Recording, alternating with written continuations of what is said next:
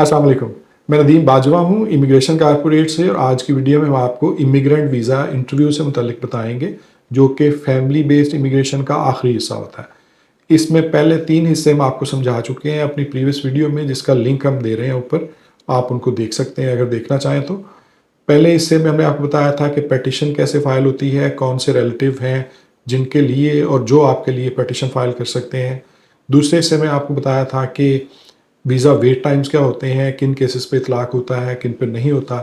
तीसरे हिस्से में हमने आपको बताया था कि इमिग्रेंट वीज़ा एप्लीकेशन की फ़ाइलिंग क्या होती है और उसके अलावा एफिडेविट ऑफ सपोर्ट जो है वो कैसे फ़ाइल किया जाता है, किन चीज़ों का उनमें ख्याल रखना होता है।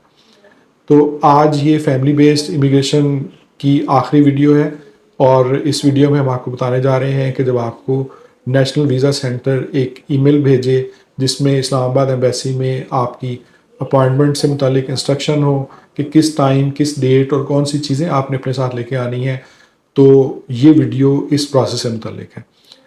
आप को आमतौर पे जो ये ईमेल है आपके इंटरव्यू टाइम से 2 से 3 महीने पहले आ जाती है। इन 2-3 महीनों के अंदर आपने अपने आप को तैयार करना होता है कि आप अपने इंटरव्यू में जा सकें। उन सारी चीज़ों को इकट्ठा करके जो आपको लेटर के अंदर बताई गई हैं, उसके अलावा आप अपनी अवेलेबिलिटी को यकीनी बना सकें। उसके अलावा आप अपना मेडिकल या कोई और चीज़ जो स्पेशल इंस्ट्रक्शन आपको दी गई है, वो आप कर सकें। हमें अगर ये वेलकम लेटर आए तो हमारा पहला काम ये होना चाहिए कि हम अपनी मेडिकल की अपॉइंटमेंट बुक करवाएं और मेडिकल अटेंड करें। मेडिकल के लिए ये एज के हिसाब से और जो फ़ी है वो चेंज होती है। ये फ़ी आमतौर पे 30-40 हज़ार रुपये हो सकती है पर हेड। तो आप अपना मेडिकल की अपॉइंटमेंट बुक करा के आप मेडिकल अटेंड करते हैं और मेडिकल वाले आपको उसकी रिपोर्ट या तो एक लेटर की सूरत में दे देते हैं जिसमें सिर्फ और सिर्फ ये बताया जाता है कि आपने इंटरव्यू अटेंड कर लिया है, या दूसरी सूरत में आपको एक सील्ड इन्वेलप के अंदर रिपोर्ट दे दी जाती है जो आपको कहा जाता है कि ये रिपोर्ट आप अपने इंटरव्यू डे पे इंटरव्यू ऑफिसर को आप ये देंगे। अब मेडिकल की अपॉइंटमेंट के अलावा बाकी जितनी चीज़ें हैं वो कौन सी हैं और उनको किस तरीके से रखना होता है। मेडिकल के अलावा बाकी जितनी चीज़ें हैं उसमें जो मेन की चीज़ें हैं जो आपने लेके जानी होती हैं, की डॉक्यूमेंट्स हैं, वो आपका ओरिजिनल पासपोर्ट है, वैलिड पासपोर्ट वो आपके पास होना चाहिए। अगर एक्सपायर हो गया हुआ है तो आप उसको रिन्यू करवा लें और आप अपना नया ताज़ा पासपोर्ट लेके जाएं, चाहे माजी में आपने अपना पुराना पासपोर्ट ही दिया हो। तो वैलिड पासपोर्ट का होना ज़रूरी है। दूसरा इसमें आप अपना DS 260 immigrant visa application form का कंफर्मेशन पेज भी लेके जाते हैं। उसके अलावा एफिडेविट ऑफ सपोर्ट वो भी ओरिजिनल, और कुछ केसेस के अंदर जिस शख्स की तरफ से एफिडेविट ऑफ सपोर्ट दिया गया है उसका टैक्स के लेटेस्ट रिकॉर्ड भी मांगे जाते हैं, तो वो भी आप साथ लेके जाते हैं। इसके अलावा कुछ मामूली चीज़ें होती हैं जैसे आप अपने फ़ोटोग्राफ जो है वो लेके जाते हैं, सिविल डॉक्यूमेंट जैसे बर्थ सर्टिफिकेट है ओरिजिनल, मैरिज सर्टिफिकेट है ओरिजिनल, वो आप लेके जाते हैं। ये सारी चीज़ें आप बड़े अच्छे तरीके से तरतीब दें और आप अपने इंटरव्यू पे ओरिजिनल साथ लेके जाएं, अनलेस के कोई चीज़ आप अपनी ओरिजिनल किसी ख़ास वजह से ना लेके जा सकें। जैसे स्पॉन्सर का ओरिजिनल पासपोर्ट, चूँकि वो स्पॉन्सर आपके US में होते हैं, पेटिशनर US में होते हैं, तो उनके ओरिजिनल पासपोर्ट की बजाय उसकी कापी लेके जा सकते हैं। लेकिन जो चीज़ें मुमकिन हो सके बाकी सारी चीज़ें वो आप ओरिजिनल अपने साथ रखें और साथ लेके जाएँ। अब जिस दिन आपका इंटरव्यू होता है आप US एम्बेसी जाते हैं तो उसमें पहला काम डिप्लोमेटिक इनक्लेव पे एंट्री के टाइम पे और एम्बेसी में एंट्री के टाइम पे आपकी सिक्योरिटी चेकिंग भी होती है और इस बात को यकीनी बनाया जाता है कि आपका ये टाइम आपके लिए फ़िक्स है और आप विदाउट अपॉइंटमेंट तो एम्बेसी में एंटर होने की कोशिश नहीं कर रहे। तो इसलिए आपको जो इंटरव्यू का लेटर आया होता है वो भी आप प्रिंट करके साथ लेके जाते हैं। और इस इंटरव्यू अपॉइंटमेंट वाले दिन सिर्फ उन लोगों को इंटरटेन किया जाता है जिन लोगों का जिक्र इंटरव्यू वाले लेटर के अंदर मौजूद होता है। तो जो इंटरव्यू जिन लोगों का इंटरव्यू वाले लेटर में जिक्र नहीं है उनको आमतौर पे आप साथ नहीं लेके जा सकते। कुछ केसेस में ये हो सकता है अगर आपके मोबिलिटी के इशू हैं, बुज़ुर्ग हैं, खुद से चल नहीं सकते, व्हील चेयर पे लेके जाना है, या कोई ऐसी आपको डिसेबिलिटी है कि आप अपनी बात समझा नहीं पाते, तो उन सूरतों में आप अपने साथ किसी करीबी को लेके जा सकते हैं और रिक्वेस्ट कर सकते हैं कि इनके साथ ये इशू है और आप बात को एक्सप्लेन करने में हेल्प करेंगे। अब इंटरव्यू जब आपका शुरू होता है तो वो उसमें आपके जो ओरिजिनल डॉक्यूमेंट या फाइल जितनी भी चीज़ें उन्होंने आपको आपसे मंगवाई होती हैं, उन सारी चीज़ों को देखते हैं, उनसे मुतालिक, आपके रिलेशनशिप से मुतालिक या कोई भी और चीज़ जो है वो आपके केस से मुतालिक वो आपसे डिस्कस कर सकते हैं, आपसे पूछ सकते हैं। तो आपको चाहिए कि आप अपने इंटरव्यू में जो चीज़ें लेके जाएँ, आपकी उन चीज़ों के ऊपर ग्रिप हो, एक प्रॉपर अच्छे तरतीब दी हो आपने।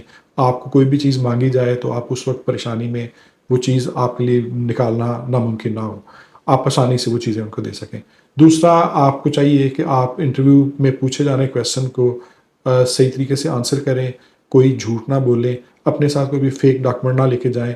अगर आपको कोई बात समझ नहीं आई तो आपसे क्या पूछा जा रहा है, तो उस सूरत में आप उस बात को क्लियरली दोबारा उनसे दरख्वास्त करें इंटरव्यू ऑफिसर से कि वो आपको दोबारा से बोल दें, ताकि आप बात सही समझ कर उसका सही आंसर दे सकें। अब इस प्रोसेस में जब आपका इंटरव्यू हो जाता है तो उसकी 3 आउटकम होती हैं। एक आउटकम उसकी ये है कि आपका पासपोर्ट रख लें और आपकी चीज़ें भी वो सारी उससे उनकी तसल्ली हो और वो आपको वीज़ा इशू करने जा रहे हों। उस सूरत में आपको जिस कोरियर सर्विस से जिस एड्रेस पे आपने अपने पासपोर्ट की वापसी की रिक्वेस्ट की होती है, उससे आपका पासपोर्ट 1, 2, 3, 4 हफ़्ते के बाद वीज़ा लगा पासपोर्ट, जो वीज़ा आमतौर पे 6 महीने तक का होता है, इमिग्रेंट वीज़ा, वो वीज़ा लगा पासपोर्ट आपको वहाँ से मिल जाता है। अब एक दूसरी सूरत ये होती है कि जो चीज़ें आपसे माँगी गई थी, वो चीज़ों में से कोई चीज़ मिस है या इंटरव्यू में ऐसा लगा है इंटरव्यू ऑफिसर को कि आपसे कोई और चीज़ माँगी जानी चाहिए जिससे आपका केस समझने में हेल्प हो। उस सूरत में वो एक टेम्परेरी डिनायल दे देते हैं और आपको उस डिनायल नोटिस के अंदर मेंशन कर देते हैं कि आप ये चीज़ें जाके हमें बज़रिया वो रजिस्टर्ड कोरियर आप हमें वो पोस्ट कर दें, भिजवा दें। अब इसमें मैं कोरियर से मुतालिक आपको थोड़ी-सी क्लैरिटी देना चाह रहा हूँ कि इसमें सिर्फ़ और सिर्फ़ एक ही कोरियर सर्विस है। उसको हम अमेरिकन एक्सप्रेस भी कहते हैं पाकिस्तान में और उसको हम ट्रैवल डॉक भी कहते हैं। तो सिर्फ़ एक कोरियर सर्विस है जो आप की चीज़ें जो है वो एम्बेसी को भिजवा सकती हैं। तो आप कोई और कोरियर जैसे टीसीएस है, ओसीएस है, इन सोर्सेज़ के ज़रिए अपने डॉक्यूमेंट एम्बेसी तक नहीं भिजवा सकते। तो अगर आप कोई भी चीज़ ओरिजिनल अपनी बाद में भिजवाते हैं, तो एम्बेसी उसको चेक करने के बाद कुछ हफ़्तों कुछ महीनों के बाद आमतौर पे वो चीज़ें आपको वापस कर देती है, ताकि वो चीज़ें आप अपने लिए फ्यूचर में किसी भी काम में यूज़ कर सकें। ओरिजिनल चीज़ें एम्बेसी आपकी नहीं रखती। अब ये तो 2 सूरतें हो गई, वीज़ा आपका इशू हो गया या डिनायल टेम्परेरी हो गया और आपसे चीज़ें माँगी गईं और डिनायल में आप चीज़ें देते हैं, तो उसके बाद आपका पासपोर्ट दोबारा से मंगवा के आपको वीज़ा इशू कर दें। फिर एक तीसरी सूरत होती है जिसमें एम्बेसी को ये लगता है कि आपसे मुताल्लिक कुछ ऐसी डिटेल्स हैं जिसको वेरीफ़ाई करना ज़रूरी है। उन सूरतों में आपका केस एडमिनिस्ट्रेटिव प्रोसेस में डाल दिया जाता है। ये प्रोसेस कई महीनों तक भी चल सकता है और ये प्रोसेस जो है कई केसेस में देखने में आया है कि सालों में भी हो सकता है। तो आपको चाहिए कि आप पहले दिन से लेके जब आप पिटीशन फ़ाइल करते हैं और अपने इंटरव्यू तक जितनी भी चीज़ें हैं वो दुरुस्त अंदाज में पेश करें, वो उसमें कोई भी जाली इन्फॉर्मेशन ना हो और जितनी भी डॉक्यूमेंट्री रिक्वायरमेंट है वो आपने पूरी की हो। ये चीज़ें आपके केस को एडमिनिस्ट्रेटिव प्रोसेस में जाने से भी बचा सकती हैं, आपका केस जल्दी प्रोसेस होने में भी हेल्प कर सकती हैं और सिमिलरली आपको इस परेशानी से भी बचा सकती हैं जो आपको किसी मुश्किल टाइप के बैन या आपके वीज़ा के रिफ्यूज़ल की सूरत में जिसकी आउटकम आ सकती है। हम इन सारे प्रोसेस को, चाहे वो पिटीशन है, चाहे वो वीज़ा वेट टाइम है, उसमें आपको समझाने के लिए इसी तरह से एफिडेविट ऑफ सपोर्ट की फ़ाइलिंग या इमिग्रेंट वीज़ा एप्लीकेशन की फ़ाइलिंग या आपको इंटरव्यू के लिए लेटर आ गया है तो उसके लिए प्रिपेयर करने में हम आपको हेल्प कर सकते हैं। हम अपना नंबर ऊपर दे रहे हैं, आप इन पे कॉल कर सकते हैं, अपने लिए टाइम ले सकते हैं और उस टाइम पे हम आपको आपकी बात समझ के मुनासिब तरीके से एडवाइस कर सकते हैं कि आपने अपने केस में क्या करना है। और अगर उसमें कोई करने की चीज़ हुई कि हमारे करने का कोई काम है, जैसे हमने आपके लिए पिटीशन तैयार करनी है, तो फिर आप उन केसेस में आप हमारी सर्विस भी लेना चाहें तो वो भी ले सकते हैं। आज ये इस फैमिली बेस्ड इमिग्रेशन की आखिरी वीडियो है। मैं रिक्वेस्ट करूँगा कि जो भी दोस्त इसको सुन रहे हैं, अगर उनको ये लगता है कि ये उनके लिए या उनके किसी भी नज़दीकी फैमिली मेम्बर के लिए हेल्पफुल हो सकती हैं ये वीडियो, उन सूरतों में आप इस वीडियो को शेयर करें, हमारे चैनल को लाइक या सब्सक्राइब भी करें।